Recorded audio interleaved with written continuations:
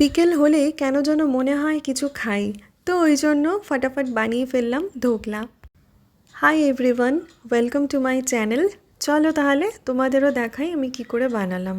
তো ধোকলার সঙ্গে যে একটা মিষ্টি চাটনি দেয় সেটা আমি এরকম করে বানাই। তো একটু তেঁতুলকে জলে ভিজিয়ে রেখে সেটার পাল্পটাকে ছেঁকে নিই ভালো করে, আর তারপর কড়াইতে একটু সর্ষের তেল দিয়ে সেটাতে সর্ষে, একটু শুকনো লঙ্কা ফোড়ন দিয়ে সেটার মধ্যে সেই পাল্পটাকে দিয়ে চিনি দিয়ে স্বাদ মতো নুন দিয়ে নামিয়ে নিই। এবার আমাদের ঢোকলার ব্যাটারটাকে রেডি করে নিতে হবে।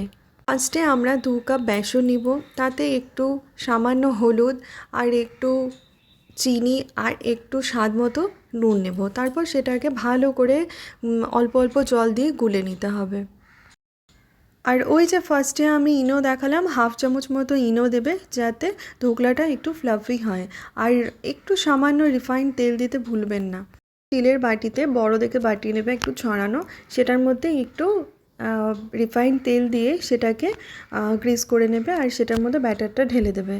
আর ওই যে কড়াইটা আমি দেখিয়েছিলাম একটু প্রিহিট করে রাখা ছিল জল দিয়ে, আর সেটার মধ্যে স্ট্যান্ড দিয়ে আমি বাটিটাকে বসিয়ে দিয়েছিলাম। তো এবার 5 মিনিট 10 মিনিট মতো বসালেই শুধু একটু চেক করতে হবে, তাহলেই রেডি আমাদের ধোকলা। এবার ধোকলাটাকে ঠান্ডা হতে দিতে হবে। ধোকলাটা যে জুসি ভাব আসবে সেই যে একটা ফোড়ন দিতে হয় সেটা আমাদের রেডি করে নিতে হবে। এবার কড়াইতে একে একে দেখলে তোমরা যে একটু রিফাইন্ড তেল দিয়ে সেটার মধ্যে সর্ষে, কারি পাতা আর 2টো কাঁচা লঙ্কা ফোড়ন দিলাম।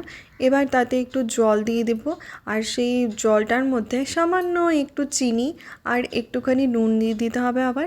এবার এটার মধ্যে একটু ধনেপাতা ছিটিয়ে দেবে। ফোড়নটা আমরা অ্যাড করে দেবো সেই ধোকলাতে। তো রেডি আমাদের ধোকলা খাওয়ার জন্য গরম গরম। তোমরাও বাড়িতে ইভিনিং স্ন্যাক্স হিসেবে এটা অবশ্যই বানাতে পারো। তো চলো খাই তাহলে। নেক্সট তাহলে আসছি অন্য একটা রেসিপি নিয়ে। টাটা।